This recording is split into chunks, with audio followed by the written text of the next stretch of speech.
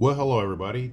Today we're going to be talking briefly about a small company known as the Max Plastic Model Company of Japan. Now, this is not to be confused with several Japanese toy and plastic manufacturers that have Max in the name, such as Max Factory or the Max Toy Company. They're of no relation. The Max Plastic Company got into models in 1972, and from what I can gather, the first kit they put out was the M26 tractor truck, accompanied by the M15A1 trailer. Now, there's something about this vehicle I need to talk about because it can get very confusing. When the Army put the 6x6 M26 tank transporter recovery vehicle together with the M15 40-ton capacity heavy tank trailer, the unit combined was called the M25. But the motor unit was the M26 and the trailer unit was the M15. Now, the M25, the whole thing put together, was commonly referred to by the GIs as the Dragon Wagon, and apparently it also had an official designation later on as the G-160, but everyone just called it the Dragon Wagon. But again, the M26 tractor and the M15 trailer together made the M25 tank transporter. Now, one place that this probably caused some confusion was that if you look at the original artwork, it shows that they're apparently carrying M48 patent tank, which would have been appropriate to the period. The only catch here is that the tank did not come with the kit, and because the M47 and M48 were offshoots of the M26 Pershing, it is distinctly possible that some young modeler was very disappointed when he found out that there was no tank included in the kit. You got the tractor rig and you got the trailer. The tank you had to buy separately from another company because Max Plastic Model did not make any tanks. That same year, they also put out a 155mm M1-A2 artillery piece. Now, this is considered a very nice model. It came with a metal barrel and some metal components to it, and is very highly regarded.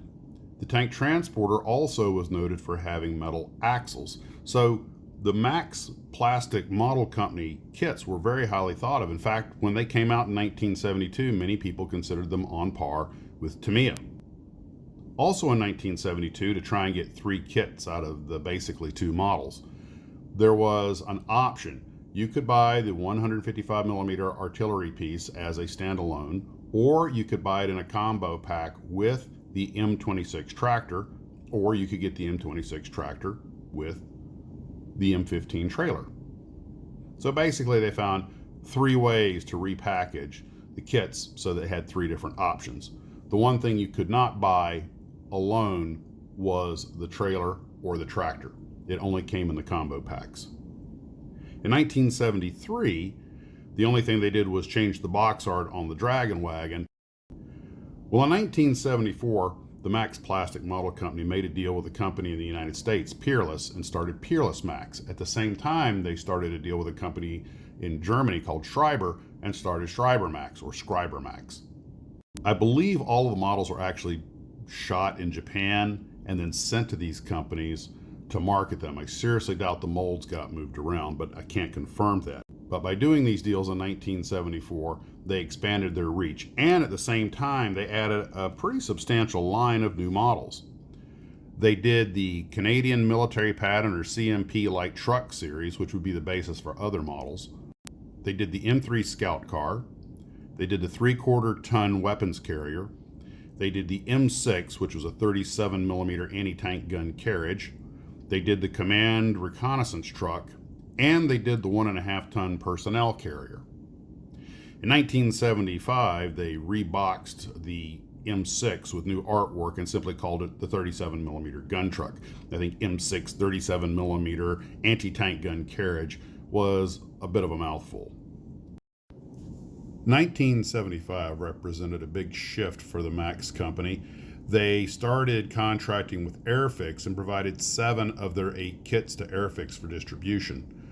The only one that was not produced by Airfix or sold by Airfix, or at least that I could find, was the Dragon Wagon. But all of the other vehicles were done by Airfix.